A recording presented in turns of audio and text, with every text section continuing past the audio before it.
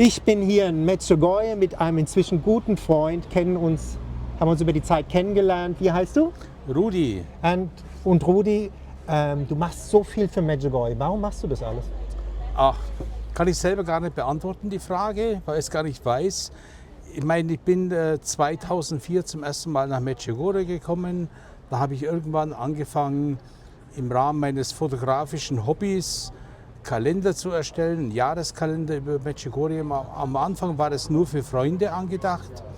Später kam die Nachfrage von Menschen von hier, wir hätten da gerne Interesse dran, macht doch eine größere Menge.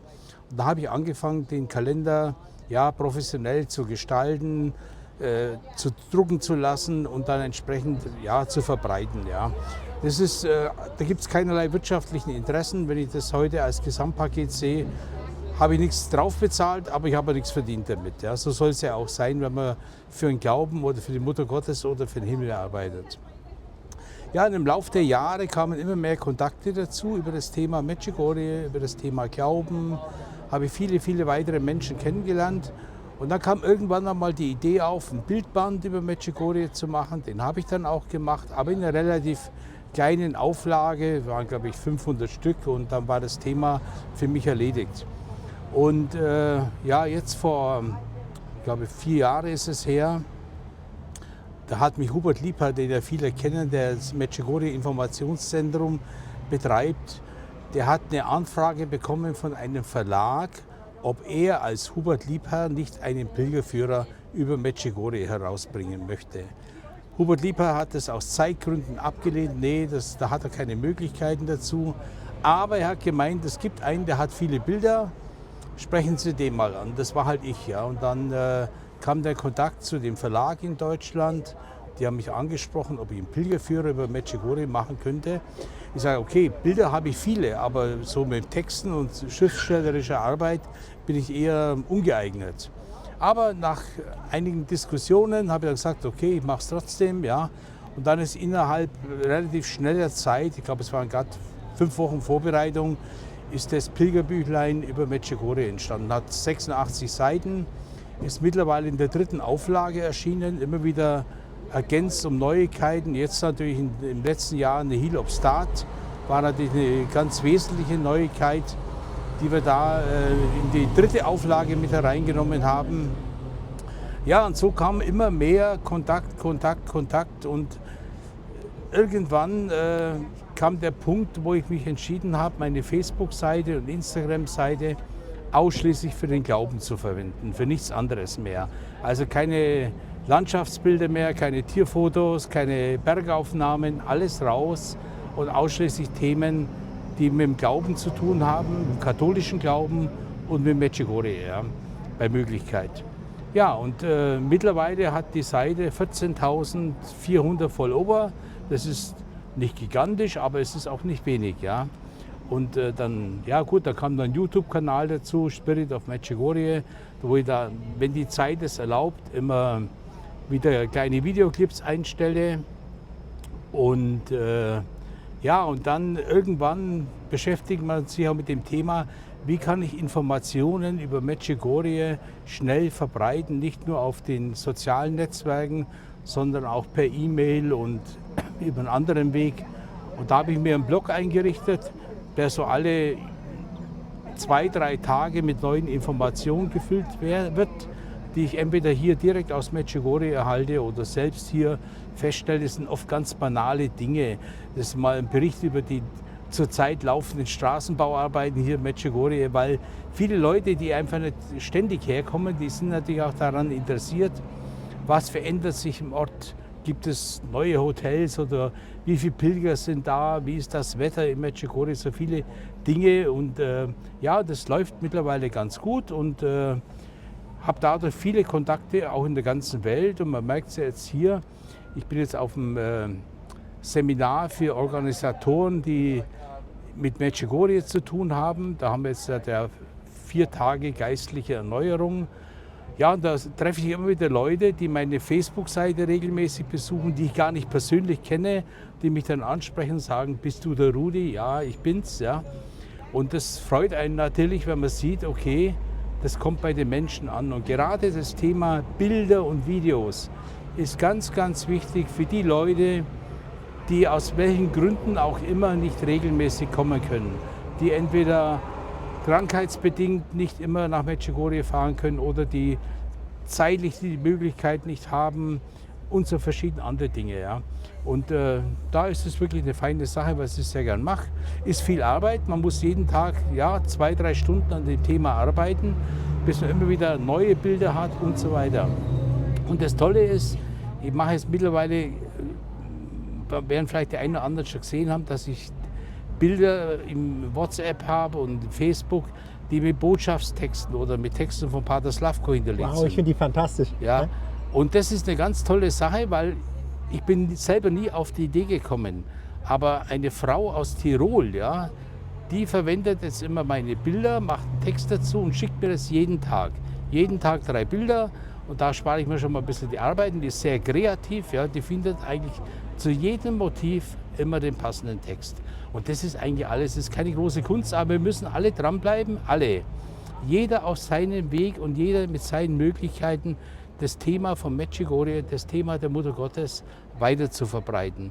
Und ich sage immer wieder, egal wo die Menschen sind, der Himmel ist überall. Ja. Da muss ich nicht unbedingt nach Medjugorje fahren. Ja. Ich kann auch zu Hause mich mit dem Thema beschäftigen, kann es weiter erzählen, mein Zeugnis abgeben und so weiter. Und wir hatten jetzt vor kurzem 4 Tage Marientagung in Münster in Nordrhein-Westfalen. Da bin ich ja zur Tagung als Tagungsleiter wie die Mutter zum Kind gekommen. Ja. Ich habe mich nie um das Thema gerissen, aber es ist halt irgendwann bei mir gelandet. Und da muss ich sagen, da hatten wir jetzt eine ganz, ganz tolle Tagung mit super Stimmungsmusik, alles Anbetung wie in Medjugorje, ja, die Gestaltung der Heiligen Messe, ganz, ganz toll. Und da möchte ich mich auf dem Weg nochmal bei allen Beteiligten, bei den Musikern, bei den Referenten und bei den Priestern ganz herzlich bedanken, weil die haben alle dazu beigetragen, dass es wieder ein Mega-Erfolg geworden ist und viele Leute wirklich mit so großer Dankbarkeit auf mich und die anderen Mitwirkenden zugekommen sind und haben sich total bedankt, dass es einfach schön ist, in dieser schwierigen Zeit auch etwas Hoffnungsvolles und Gutes zu erleben. Und sag mir, warum erstmal diese ganzen Informationen findet ihr in der Beschreibung von diesem Video? Geht ihr nach unten, scrollt ihr nach unten und da findet ihr alle die Links. Ich werde das alles da reinstellen von Rudi. Sag mir, warum bist du so begeistert für Medjugorje? Warum machst du das? Du warst Manager, gute erfolgreich, Frage, ja. hast eigentlich alles, was Gute du brauchst. Frage, ja. Nee, ich habe hier eigentlich vielleicht das gefunden, was ich ein Leben lang gesucht habe. Ja, ja, einfach den inneren Frieden. Ja. Ich habe viele Freunde dadurch gewonnen. Ich war früher einfach aufgrund meines Berufslebens relativ kontaktarm. Ja. Es waren immer geschäftliche Beziehungen, berufliche Beziehungen, die immer auseinandergebrochen sind, wenn das Thema nicht mehr aktuell war.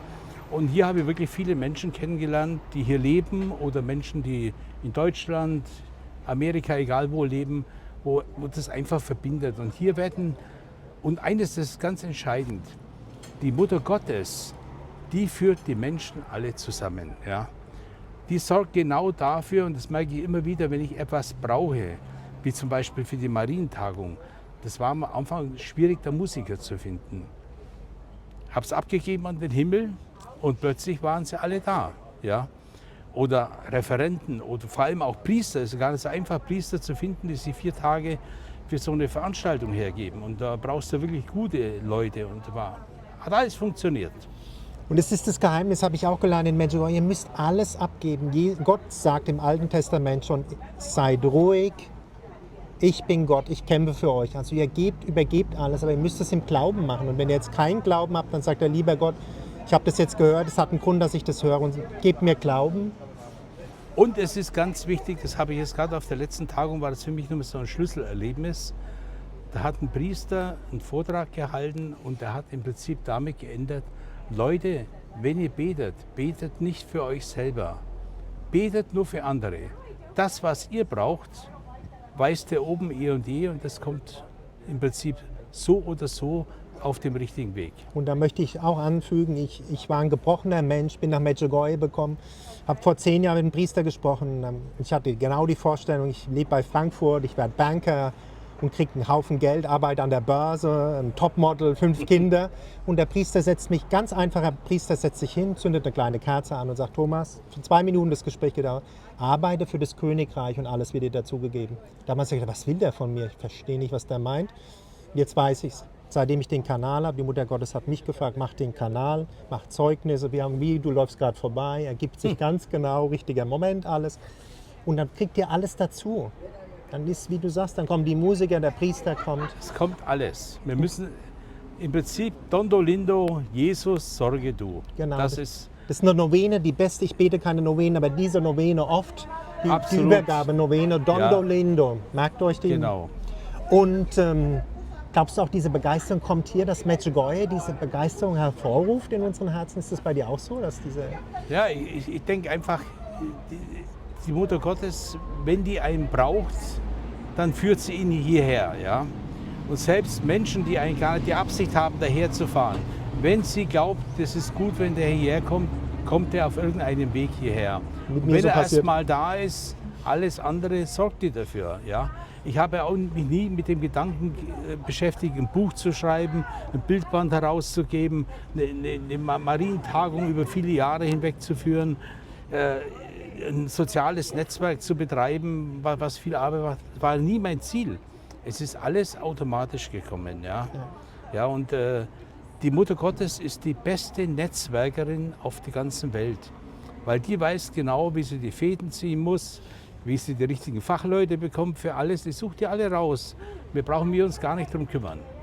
Ich habe zum Beispiel den Kalender, als ich den ersten professionellen Kalender gemacht habe, das war glaube ich 2007, da wusste ich brauche eine große Anzahl, weil ich hatte eine Anfrage von einem Verlag.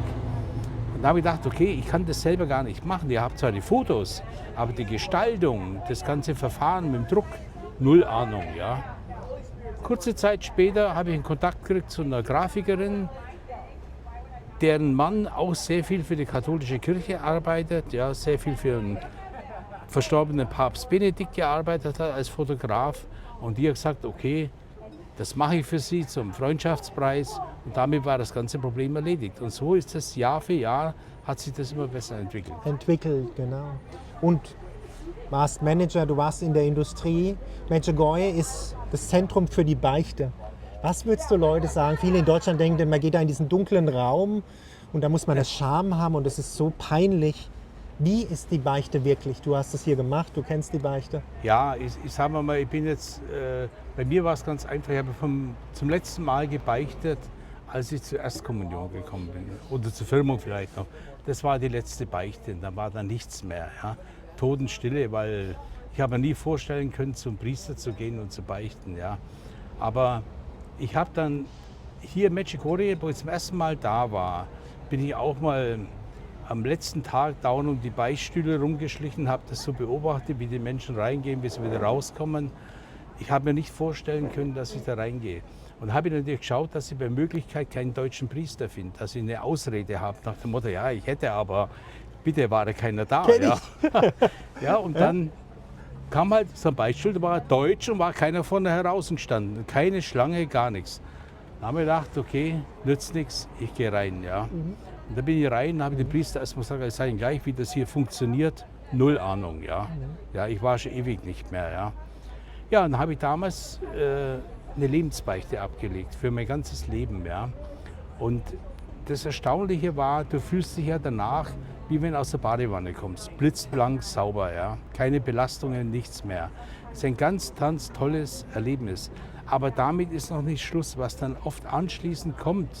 Selbst nach der erfolgreichen Lossprechung, ja, wo du eigentlich alle Sünden los bist, bin ich dann einen Tag später nach Hause gefahren und da ist im Auto mein ganzes Leben wie ein Kinofilm abgelaufen. Ja. Das schwöre ich jedem, es war wie ein Kinofilm. Ja. Von meiner Kindheit bis mein ganzes Berufsleben durch, die ganze fehlende Dankbarkeit gegenüber Gott, ja, die ganzen Sünden, der ganze Schmutz, den man sich im Leben um sich schart, ja, das war für mich ein mega Schlüsselerlebnis. Ja. Da gibt es ja einen bestimmten Begriff dafür in der Religiosität, ja, was das Thema anbelangt. Und mir fällt jetzt im Moment nicht ein. Kennen ja. wir Inner Locution im Ja, Englischen? genau, ja. Innere Lokution, also Ja, vielleicht im Deutschen. und, Keine Ahnung, das ja. werden viele Leute haben, dass die eine Lebensbeichte abgelegt haben, ja, Ja. die dann wirklich wie in so einem Film nochmal ihr ganzes Leben Revue passieren lassen. Ja, und das ist der Punkt, wo man sich halt vornimmt, okay, ich will mein Leben jetzt anders gestalten. Geht natürlich auch nicht ganz so einfach, bin ich ehrlich, da gibt es immer wieder ein Momente, Prozess. wo es schwierig wird, ja. Aber allein wenn man sich, es wird das Gewissen geschärft, ja.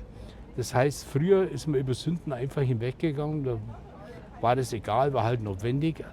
Heute ist es anders. Heute weißt du genau, das ist eine Sünde, was du begehst. Und das sind ja oft, es sind ja keine großen Sünden, aber trotzdem für Gott sind es große Sünden, wenn wir über einen anderen Menschen schlecht reden, ja, und all die Das ist ganzen wie Dinge. töten. Man töten, Ja. man hat ihm, genau, habe ich gerade zu einer Freundin gesagt, die wollte mir was sagen. Ich sage, bitte sag's nicht. Hilft es der Person? Hilft es mir, dass ich es weiß? Hilft es Gott? Keinem hilft's. Und lieber positiv reden. Ja. Ja? Und dann sagt unser Glaube, wenn wir in der Stand der Gnade sind, wir können zur Heiligen Eucharistie, zur Kommunion gehen. Aber viele Leute wissen nicht mehr, was das ist. Kannst du das Das erklären? ist ja auch so ein Thema mit der Eucharistie. Ja? Ja. Da habe ich auch lange gebraucht, bis ich das wirklich so verinnerlicht habe. Das ist ein Geschenk Gottes. Ja? Ja? Und du sollst eigentlich jede Möglichkeit ausnutzen, zur Eucharistiefeier zu gehen. Immer schaffe ich das auch nicht. Ja? Aber ich habe vor Jahren angefangen und der auslösende Punkt war damals für mich die Lebensgeschichte von Carlo Acutis. Ja? Als ich die gelesen habe, und da war mir klar, da musst du dich ändern. Ja? Ja? Und da hast du ein gehöriges Verbesserungspotenzial. Gelesen habe ich das Buch deshalb, weil ich den Thomas Albert, den Schriftsteller von dem Buch, irgendwann kennengelernt habe. Und zwar in dem Zusammenhang, wir haben bei uns in der Pfarrei eine Ausstellung über Carlo Acutis gemacht, über seine eucharistischen Wunder. Da hat man das komplette Ausstellungsequipment da und der hat da einen Vortrag gehalten über Carlo Acutis. Ja.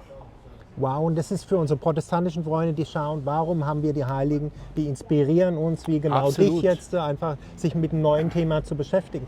Gibt meine Heiligen, ich habe da mehrere an der Hand. Das ist einmal Pater Pio, dann der heilige Josef, die heilige Anna Schäffer aus unserer Region, wo ich herkomme. War eine große Dulderin, von der hätte ich viel lernen können, ja, weil ich war immer ungeduldig. Ich auch, ja. Dann der heilige Don Bosco, ein ganz toller Heiliger. Dann der selige, noch selige Carlo Acutis und der selige Ivan Metz aus Kroatien. Warum er? Der letzte? Weil ich in Kontakt mit Bischof Komarica in Banja Luka seit vielen Jahren bin und dort den Freundeskreis der Trappistenabtei Maria Stern als Vorsitzender leite. Und da bin ich viel in Kontakt mit Bischof Komarica gekommen. Aber der Hauptkontakt über Bischof Komarica ist entstanden über Medjugorje. Wir haben damals Filmaufnahmen für den Medjugorje Online-Kongress drehen müssen, weil die Referenten, zum Beispiel Bischof Komarica, nicht reisen durften wegen Corona. Ja? Und da bin ich damals hierher gekommen, ja, und habe zum ersten Mal die Aufnahmen mit Bischof Komarica gemacht in Banja Luka. Da habe ich ihn kennengelernt. Wobei in der Trappistenabtei war ich schon einige Jahre vorher, ja. Aber da hat zwar der Trappistenabt mir gesagt, ich sollte zum Bischof nach Banja Luka fahren. Das sind nur 3 Kilometer entfernt ins Ordinariat. Und da habe ich gesagt, nee, da fahre ich nicht hin. Ich bin in Blue Jeans, T-Shirt, einfacher Mensch. Ja. Ich kann nicht einfach beim Bischof im Ordinariat auftauchen. Ja. Da war das für mich erledigt. Aber die Mutter Gottes hat dafür gesorgt, dass ich ein paar Jahre später dann doch bei ihm aufgetaucht bin. Ja. Und das ist für euch alle, ihr macht euch keine Sorgen, das, was kommen soll, kommt, oder? Ja, letztendlich ist es so. Ja. Manchmal neigt man immer dazu, man will schnell was verändern, aber das habe ich auch gelernt. Manche Dinge musst du einfach abgeben und sagen, komm, sorg du, ja. Ja, Jesus, sorg du, schau, dass du das irgendwie für mich auf die Reihe kriegst. Ich bin da viel zu schwach dafür. Natürlich muss man auch ihm das überlassen, das lernt man manchmal auch mit dazu. Nicht immer geht es so schnell, wie wir uns das vorstellen. Ich habe für eine Sache oft viel gebetet, über einige Jahre hinweg. Es ist nie so gekommen, wie ich es mir vorgestellt habe. War ich zwischendurch immer mal ein bisschen verzweifelt und habe gesagt, die ganze Beterei bringt eh und je nichts. Bis eines Tages der Punkt gekommen ist, peng, und dann ist es so gut geworden, so gut, das hätten wir anders gar nicht hinbekommen. Hätte der Himmel das 3 Jahre früher reguliert, wäre es nichts gewesen. Er hat genau auf den Moment gewartet und gesagt, jetzt das ist der richtige Moment und jetzt greife ich ein. Und das müssen wir lernen, dass einfach Gott weiß, was für uns letztendlich gut ist. Ja. Aber da denken viele Leute, dass Gott der Vater ein alter Mann mit einem weißen Bart ist und der Bart macht einen Fehler und kann uns in die Hölle schicken und dann ist er begeistert. Und das hat ein Pastor oder wie sagt man, jemand aus Österreich gesagt, der hat gesagt, das ist ein teuflisches Bild von Gott der Vater, der ist ganz anders. Wie ist der wirklich Gott der Vater? Wie ist er? Ja, wie der wirklich ist, weiß ich natürlich auch ist nicht. Ist er Liebe? Aber ich denke, das ist ein liebevoller Mensch, der barmherzig ist. Ja. Nicht Mensch, aber liebevolle Person, ja. Der barmherzig ist, der auch Verständnis für unser Leben hat. Ja. Aber natürlich erwartet schon, dass wir natürlich schon uns ein bisschen anstrengen. Ja. Nicht in dem Motto, wir leben schlecht und irgendwann, wenn wir dann tot sind, dann wird er trotzdem barmherzig sein. Und nee, ich gehe halt einfach davon aus, dass die Erlösung im Tod dann schneller kommt, ja, im Himmelreich, als wie wenn ich ein total schlechtes Leben habe. Ob es so ist, weiß ich nicht. Letztendlich eine halbe Stunde später, wenn wir tot sind, ja, da wissen wir es. Ja. Ja. Ich möchte was anfügen. Mein Bruder ist vor 2 Jahren gestorben, 26. Juli eingeschlafen, nicht mehr aufgewacht. Das ist ganz einfach. 10 Tage vorher hat die Mutter von der Freundin ihn gefragt, hast du Angst zu sterben? Und da hat er gesagt, nein, weil ich habe wirklich gelebt. All die Träume, die Gott in mein Herz gelegt hat, ich habe sie ausgelebt und ich habe kein Bedauern, dass ich irgendwas nicht gemacht habe. Ich habe einen anderen Freund begleitet beim Sterben, der ist so schwer gefallen zu sterben. Der hat gesagt, Thomas, 1950 mit der Hilfe von Siemens hätte ich eine Firma eröffnen können und ich habe mich nicht getraut und jetzt ist es vorbei, das Leben. Also das ist wirklich wichtig. In der Bibel steht, ehrt Gott in der Wahrheit und im Geist. Gott ist Geist, Gott ist Liebe, liebt es, was ihr tut, seid authentisch, lebt nicht das Leben von euren Eltern, von eurer Schwester, von euren Großeltern, der Gesellschaft, von der Allianz, für die Rente, was auch immer in Deutschland denken, wenn ich in der Rente bin. Meine Tante hat es gesagt, wenn ich in Rente bin, mache ich alles. 10 Tage in Rente ist er an Krebs gestorben. Und vorher hat sie sich gequält, aber ich spare das Geld und dann mache ich es. Und das ist ein Fehler. Nee, wir müssen im Heute leben. Jetzt. Ja, das ist so, definitiv. Ja. Und vorbereitet sein. Deswegen mache ich diesen Kanal, weil ich festgestellt habe, wenn ihr zurück in die Ordnung der katholischen Kirche kommt, zur Beichte geht, zur Kommunion, dann findet ihr die Fülle und die Freude. Und wenn ihr das vielleicht nicht findet, jetzt bei den Priestern, manchmal ist es ein bisschen leblos in Deutschland, aber geht zu dem Medjugorje-Kongress von dir oder schaut euch Videos an über Medjugorje, kommt nach Medjugorje, dann werdet ihr wieder begeistert, oder? Ist das auch was? Das ist definitiv so. Ist so, oder? Und für dich, du hast ja hier gefilmt, überall gewesen, fotografiert. Was ist der schönste Ort für dich in Medjugorje? Der schönste Ort für mich in Medjugorje, das ist eine schwierige Frage. Ja. Wenn ich jetzt sage, beim auferstandenen Jesus, dann sagen die alle, ja, warum ist denn die Kirche der schönste Ort? Ja. Aber was nicht für dich vom Herzen? Aber beim auferstandenen Jesus bin ich eigentlich am liebsten, ja, weil da ist totale Ruhe und Stille. Ja. Und ich fühle mich aber wohl in den verschiedenen Gemeinschaften hier sind, die ich mittlerweile alle kenne. Ja. Wenn ich da immer wieder jemanden besuche. Und was für mich auch spirituell auch immer wirklich schön ist, das ist so die Gegend um den Erscheinungsberg rum. Ja. Ganz klar, wenn man da hochgeht und oben sitzt und 1, 2, 3 Stunden oben bleibt, da kommt man zur Stille, zur Ruhe, das ist einfach wunderbar. Ja. Du hast auch die Erfahrung gemacht, letztendlich, dass in der Stille, schaltet eure Handys aus und einfach mal zur Ruhe kommen und zuhören, und Gott fragen. Im Herzen antwortet er. Und vor allem, man muss im Leben den Rosenkranz benutzen. Ja? Mache ich zum Beispiel, also bei mir gibt es eigentlich keinen Tag, wo ich nicht einen Rosenkranz bete. Weil das Standardprogramm mittlerweile ist seit Jahren bei mir. Das habe ich schon im Berufsleben, die letzten 7, 8 Jahre, länger, die letzten 10 Jahre von meinem Berufsleben angefangen. Ja? Da hatte ich beim Autofahren immer viel Zeit, aber jetzt hat auch so, wenn ich normal lebe, im Ruhestand etc., 3 Rosenkränze sind eigentlich bei mir der Standard. Manchmal kann es passieren, dass nur einer geht, dann ist es halt anders nicht machbar. Aber also gar keinen, das gibt es im Jahr vielleicht an 5 Tagen. Ja. Warum? Was ziehst du daraus? Was bekommst du dafür? Was ich dafür bekomme? Ich mache es einfach gern, weil es ist ja auch eine Aufforderung von der Mutter Gottes, wir sollen den beten. Ja. Und einfach für mich ist es ein Teil von meinem Gebetsprogramm. Ja. genauso wie jetzt eben zur Fastenzeit. Ich meine, ich faste nicht, da bin ich ganz ehrlich. Ja, ich auch. Schwer für mich, gebe ich zu. Ich lese jetzt in der Fastenzeit, haben wir vorgenommen, das Lukas-Evangelium. Ja, die ganze Fastenzeit hindurch lesen. Wenn ich mit dem Lukas-Evangelium fertig bin, fange ich von vorne wieder an. Ja?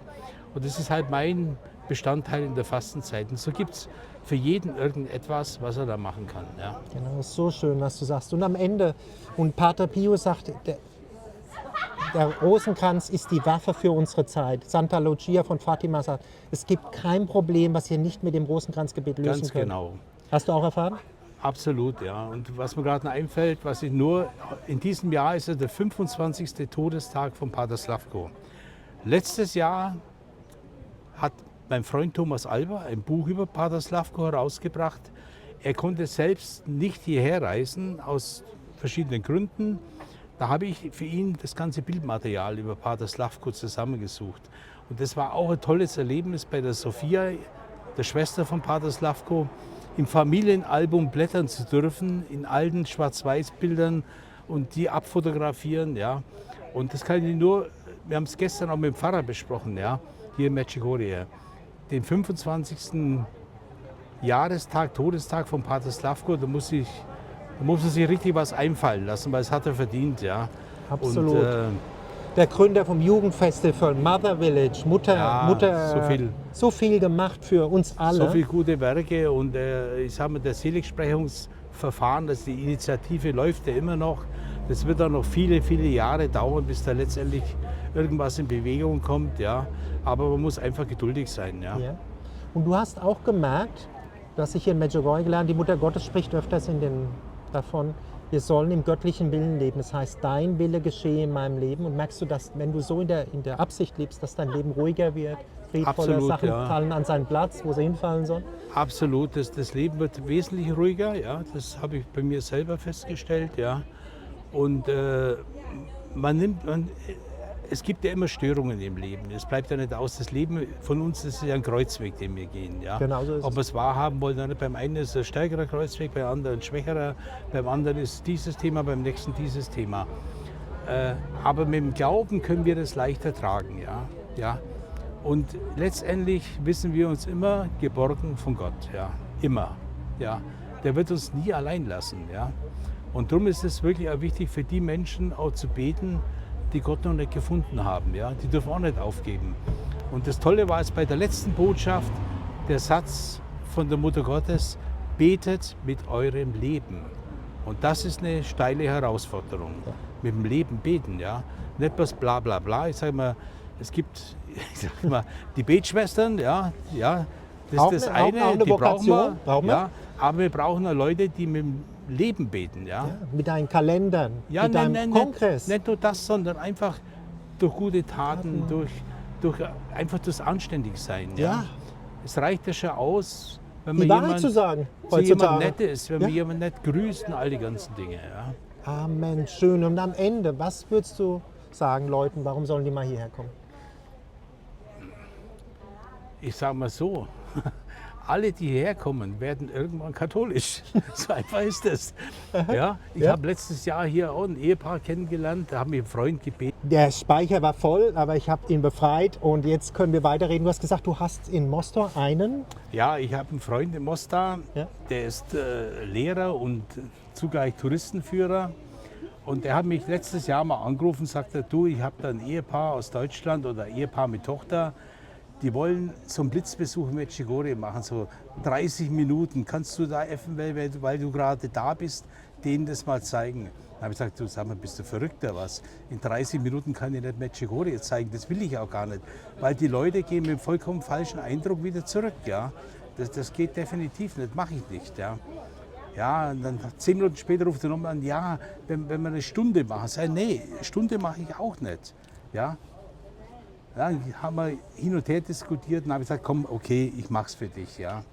Er ist übrigens nicht katholisch, er ist ein Muslim, ja. Aber das spielt keine Rolle.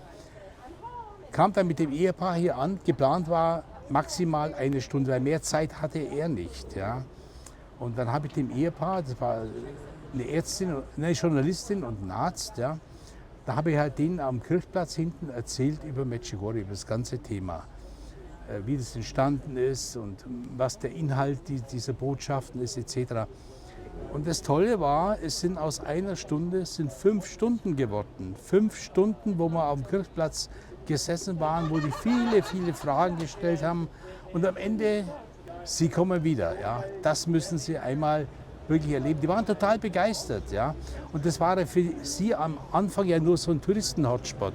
Nach dem Motto, wir sind in Bosnien-Herzegowina unterwegs, schauen wir uns das halt auch mal an, 30 Minuten. Nee, es sind 5 Stunden daraus geworden, weil die Mutter Gottes hat die halt nicht losgelassen. Die sagt, die können ruhig sitzen bleiben. Ja.